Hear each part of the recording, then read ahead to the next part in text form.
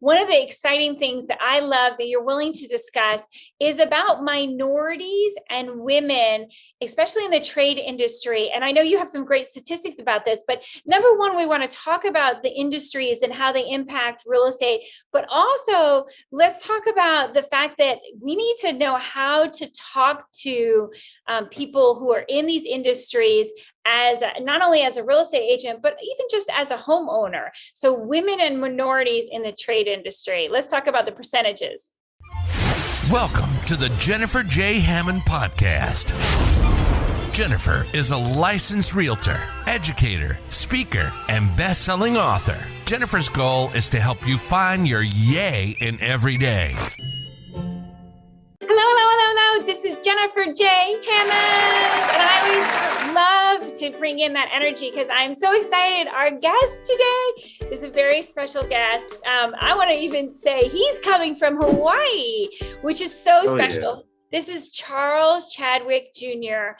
Welcome to the show. Thanks for having me, Jennifer. It's definitely a pleasure. So you have some amazing things. I want to just touch on a couple. You're a Reader Digest author, which is an amazing author, but also you have college degrees, but the trade experience and education, how you have found to be more valuable, right? Yes, ma'am. 2 college degrees, cut my college costs 40%, pay back all my loans and debt free. But guess what? I have been more successful with the set of skills I learned from free. And of course, the trade industry. My father had a plumbing business and I learned plumbing from him. Wow. And I think it's so amazing because, again, I think we overlook how valuable those trades are. And again, we get so focused on college and having, all these little like certificates and degrees and so on and so forth. And for me, I don't know if you know my story and the fact I got a bachelor's and a master's, and neither of them did I ever use. Bachelor's in legal administration and a master's in public administration. And then I got into real estate.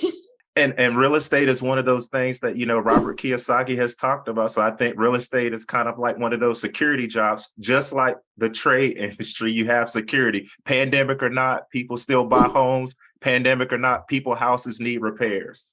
That's right. You're so right. And I think the thing is I want to make sure that we have so many things to talk about, and I don't want to shortchange it. One of the exciting things that I love that you're willing to discuss is about minorities and women, especially in the trade industry. And I know you have some great statistics about this, but number one, we want to talk about the industries and how they impact real estate, but also let's talk about the fact that we need to know how to talk to people who are in these industries as not only as a real estate agent, but even just as a homeowner. So women and minorities in the trade industry. Let's talk about the percentages.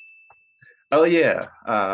And again, don't shoot the messenger. I'm coming in with an open heart. I'm not stereotypical. Those days are over. We're going into 2023. And I believe this is a year where everybody can be who they desire to be and even maybe work in the trade industry. But while I was doing some research, this statistics from 2020, although women make up about 50% of the workforce in the United States, unfortunately, when it comes to the trade industry, construction, they are only representing 9% of the unskilled laborers. Skilled trades for minorities and even in the women, it ranks among the top 10 difficult positions to fill, according to the Bureau of Labor Statistics. 75% of contractors are finding it difficult to find qualified workers. Wow.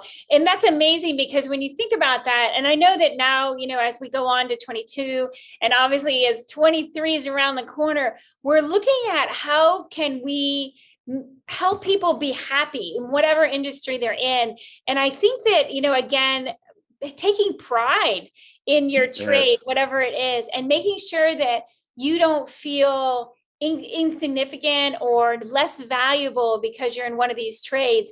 And I think that knowing that viewpoint also from the trade industry is really important as a homeowner, as a real estate agent, as a woman, as minorities, how do we talk to people who are in these trade industries to make sure that we're, again, negotiating, but also being very knowledgeable, and how we can make the best decisions when we have like a service call?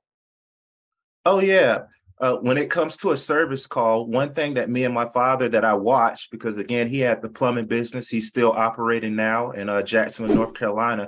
But when it comes to a service call, sometimes your electrician, plumber, HVAC guys who's coming to work on the air condition, before they come on to your house, or if you have a commercial property, they're going to typically charge you a service call. And what that call is, if you have something that needs repair or something that's not functioning, whether it's through the plumbing, the electric, the HVAC, it's called a service call. And that's when the trade people, such as myself or any other trade person, they'll come to your residence, your businesses, assess what the problem is, if something needs to be repaired. And regardless, if you choose our service or not, there's a fee just for us to come out there and service and look at your house or residential property. Here's a tip that I want to give people. I hope that the people that are in the trade industry are being fair. One thing that my dad showed me, we gave our service fee, but if you paid it and then later on, maybe a week from then, we will apply that service call to your bill, what it would cost to fix. Some other people in the trade industry, you can make a living just driving all day and doing service calls. If I'm an electrician and just for me to pull my van up and look at jobs, I charge $125. I'm from North Carolina. That's probably high. A service call back home is probably 75 or 100. Maybe it's went up since the pandemic, but I know in New York, places like that, they might charge you $200. Can you imagine if I got, let's just say, 5 service calls a day in a big city? That's $1,000, regardless if I come back and fix the work. So that's a free tip. When you're looking at service calls, call and make sure that that service call fee can be applied, maybe not today, but a week or so. Some trade people, they want that money on the spot and put pressure to you, like they hold you at gunpoint. You got to make a decision right now. Are you going to use me or not? Then pay me the service call, and they go on about their business. Yeah. And that's one of the things also, when you talk about that, one of the tips that I have found as well is that service fee, whatever that service call fee is, can it be applied to what you have? And as you said, could it be applied for something, even if you don't get it done right away? Like if it's something in the future, a week or a month away, yes, because you might not be able to do it right that minute. However, the other part about that I've also seen from my own personal experience is also reviews. I'm really curious on what your ideas about that is. When you're working with tradespeople, plumbers, electricians, and you have somebody that needs to come to the house, and like with real estate, it might be because of a home inspection. Like I had one recently where they said all the pipes in the entire house had to be replaced. And I was like, what? And that was the home inspector. And so, okay, that's the viewpoint of the home inspector. And so my seller, of course, is like, there's nothing wrong with any of my pipes. What are you talking about? And of course, the buyer's like, we're first-time home buyers. We want to do the right thing, but we don't want to buy a house that needs all the pipes. So then I had to get so here we are with service calls. I needed to get a couple different people, not just one, because they're not going to believe one. I need to get a couple different plumbers out there, and I need to find out, is this really a problem? How big of a problem is it? I need a number on it. And again, who's going to pay for all these service calls? So I'm curious on your viewpoint on that, on reviews, because I did a lot of research on the reviews that were online to see who would be the best ones who could come out. And then I called and I actually talked to the office to see, number one, what is the service call fee? Yeah. Does it get applied? But then also just how friendly was the staff with me, and how fast could they actually react? Were they able to come out right away? Or was it, oh, we're so busy, we can't come out for a week? So I'm curious on your viewpoint, being on the other side of this. Oh, yeah. There is a shortage in the trade industry, and I don't want to jump ahead, but a lot of young people are not getting into trades. Me, myself, I'll be 38 this year, and the only reason I got in is because of my father. So a good plumber is hard to find. I'll tell you that right now. But with the older generation, I would say reviews really don't matter, because a lot of their referrals have been word of mouth. But for millennials that's going to be homeowners, you really need to pay attention to reviews. And it's no different. Yes. And it's no different than if we get diagnosed with a cancer, I'm going to go to maybe 3 other doctors to get a different opinion. And that's what you should do with the reviews. Do your homework, rate the review service, Yelp or Pilot Review. Look at the credible source to it.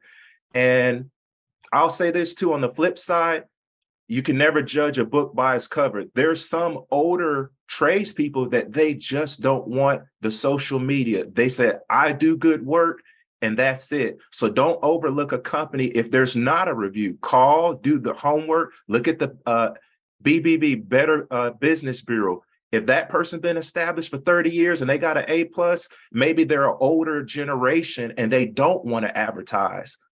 That's another way to look at it when it comes to reviews in a certain. Thank you for saying that, because, so often when I talk to people, they're like, oh, it's all about the reviews. And I laugh because, again, even with my clients, like the older clients that I have, they're like, I'll talk to somebody. If you want me, I will send people to you. But they're not going to go to do a Facebook on Realtor or review from me on realtor.com or other places. And I laugh because my younger ones, I don't even ask. They're like, okay, so what are your favorite places for me to review? Do you want me to put you on this and this and that? And I was like, wow, I didn't even know about half those places. And know that also word of mouth is one of the most powerful ways. And just know that, again, like you said, is perfect, is call and investigate for yourself. Don't rely on everybody else, because I've also seen people who have all these great reviews and they were horrible. So find out for yourself, make the call, call and ask the questions that are really important to you, because that's really the most important part, is that you do that research for yourself. So, so price comparison tip. Tell us about price comparison. Now, I don't know if they're going to be mad at me, the general contractors. I'm going to tell a secret. When I say price comparison, I've been on both sides. With me working with my father in the plumbing industry, working directly with general contractors, I'm going to explain it from a general contractor standpoint, and then I'm going to explain it to a new mentality for a homeowner standpoint. Okay, Jennifer, you want me to build you a house. I'm going to say, hey, I got some stick built houses. I got some pre-designs, or do you want a custom built house?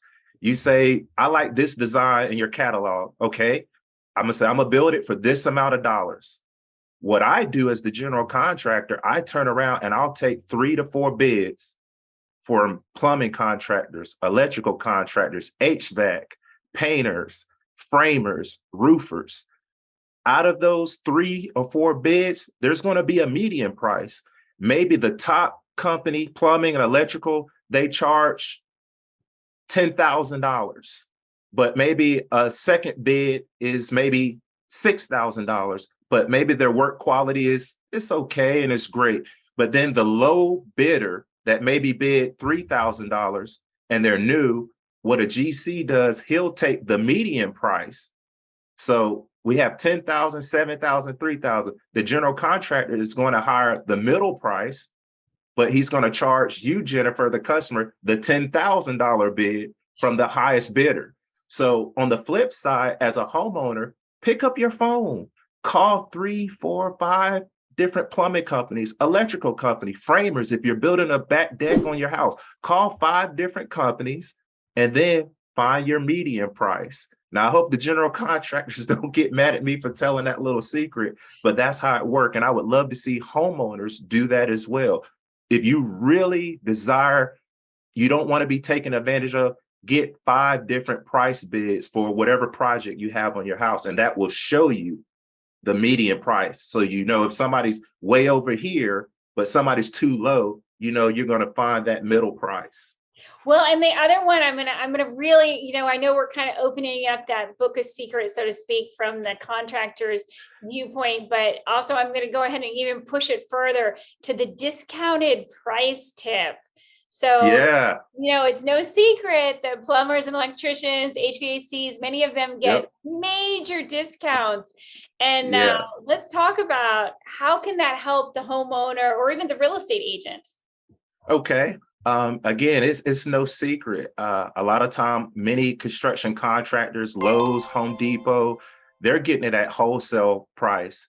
So depending on what a homeowner project is, go to Lowe's yourself and research those prices and see. Also, I don't really recommend this, but online shopping, you can do a price compare on mowing faucets or a certain bathtub you want, a certain rain head shower you want, a certain receptacle face plates you want.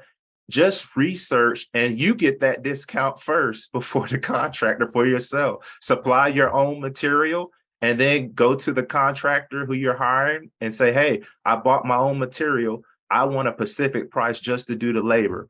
And sometimes the trade industry people some might get upset. Some might have a legitimate reason that they don't want to use your materials, but say, hey, I know that I'm not going to be covered for warranty, but far as the labor of your work, I'm on a budget and this is what I want. Sometimes I've seen where contractors will sign off on the finished receipt. Hey, customer supply all materials. Any defect within those materials is not covered under my work, only the labor. And you can save that way as well. And I do it all the time. When I need to fix my car or something, I'll go to a mechanic shop, hey, you're not going to charge me an arm and a leg. I bought my own brake pads, my own brake fluid. I just need the labor and I'll get a discounted price. Yeah. And I think it's so important that, again, I've worked with a lot of contractors who will do that for me. They'll actually even let me go. They'll say, hey, go to Lowe's or Home Depot or go to one of these specific stores. You pick it out. And then they actually will even go and use their discount.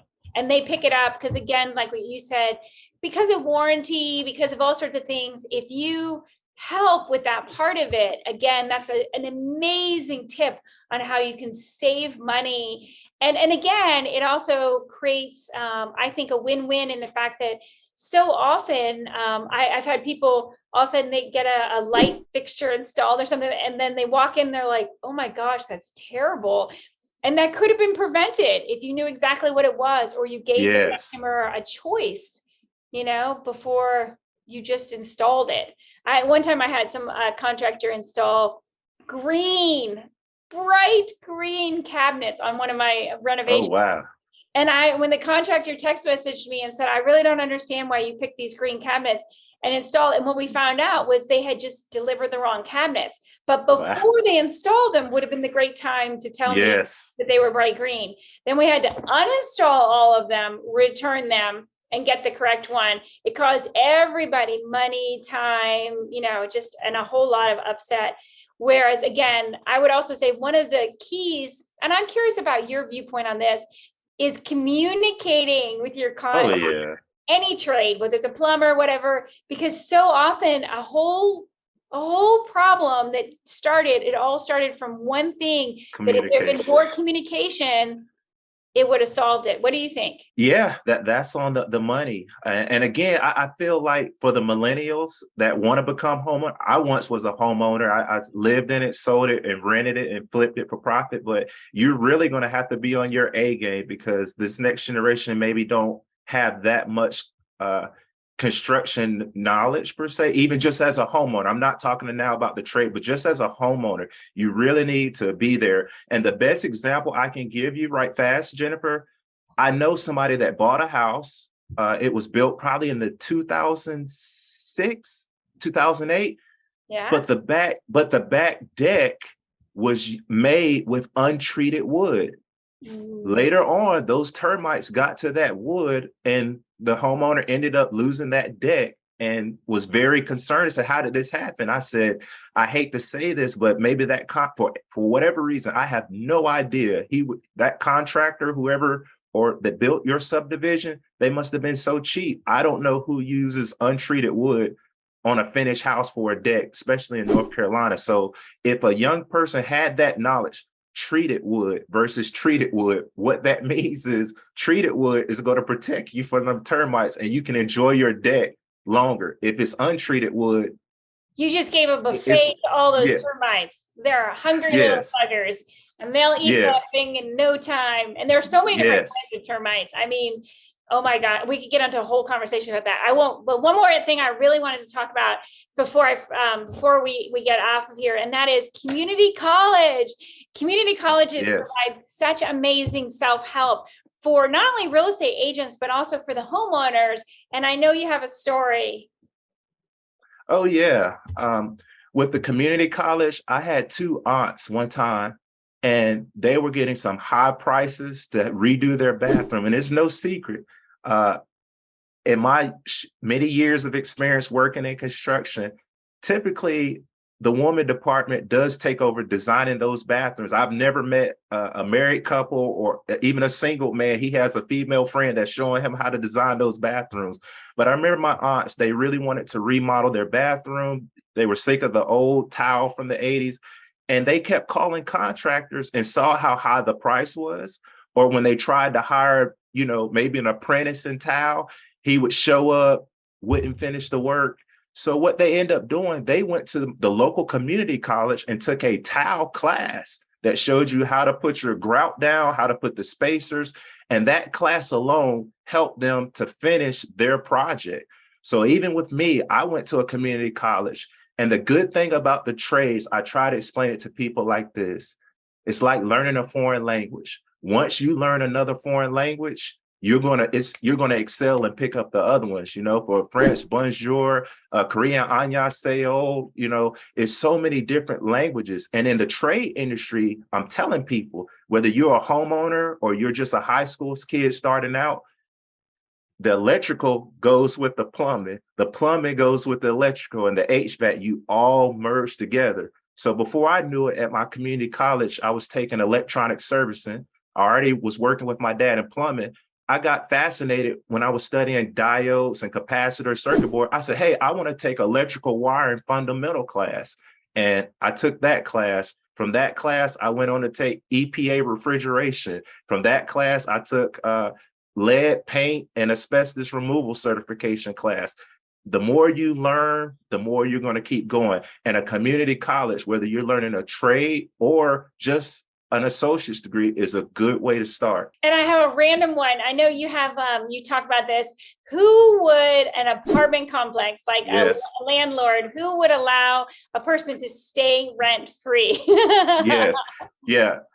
Yes. So in all reality, who would an apartment complex allow to stay free? Somebody that has a prestigious college degree or somebody that's handy and know the trade industry? I've seen it with my own two eyes. And as a matter of fact, on another podcast, I admit I've known of two realistic circumstances where an apartment complex allows someone to stay free or they give them a discount price. The first one, I saw it with my own eyes. Law enforcement, an apartment complex will allow that squad car to be there. The guy, I don't know if they stay free, but I do know for a fact they get discount. Police in high crime areas can stay at that apartment complex free or a discounted price. But also, we know this guy, and I hope that maybe in the future we'll know this woman. It's called a maintenance man. So maybe with all the stereotypes, let's eliminate that maintenance man. And I'll encourage your listeners, maybe we'll have a maintenance woman in the future, but a maintenance man can stay free in an apartment complex. And trades provide housing aid, whether you're working in the trade industry or for your listeners, if you're a homeowner, when you got that trade knowledge, it keeps more money in your pocket as repair costs continue to skyrocket. Absolutely. So now let's talk about, if any of you are watching us on video, if you're listening, you need to go and watch the video. You'll see that Charles also has, he has a checklist beside him, and you'll see it's reduced college debt is his social media. So let's talk about the college debt side of it and the checklist you have, and what other things do you have you can share with them. Again, I got two books. I got motivated during the pandemic. I'm more of a speaker. I'm not a writer, but when I saw the media putting out news per se, I believe in duality. You talk about the bad, but you talk about the good. So I have a white book. It's called Chadwick's College Checklist. I cut my college costs by 40%. And what I do is I provide people facts. If you start out that community college, 50% of the work is already done. I also stayed on college campus for free. And if you get the book, you'll see how I lived in my dorm for free and I didn't pay a dime. That book was featured in the Advisor Perspective, which is a financial website. The second book I wrote during the pandemic is the Yellow Book, where I talk about the trade industry and how any type of experience that a person can get is priceless. You cannot put a price on it. And that's called Chadwick's Cultivated Circumstances. And again, I just talk about all the experiences, what plumbing's done for me, what's working with a car mechanic's done for me. While at college, how did I make money while I was in college? These books are very good for parents or students, anybody who wanted to get back to the workforce after COVID and the pandemic. If anybody ever want to know more about me, my website is easy. It's chadwicksexperiences.com, CHADWICK with an S, and then add the word experience with an S.com, Chadwick's Experience. And again, just for the fun of it, I'm happy that my social media was not taken. I'm on a mission to reduce college debt, not by so much the loans, but just explaining to people financial literacy. Because if you have financial knowledge, then, you know, you're going to excel before and after college. Get that financial knowledge. I agree 100%. Well, as you know, I always love to end every one of my episodes with a yay. So will you lift your voice and say yay with me? Oh, yeah, let's go. Okay, 3, 2, 1. Yay! Yay! Or as Ice Cube, yay, yay! Yeah, yay! That was good. I love that.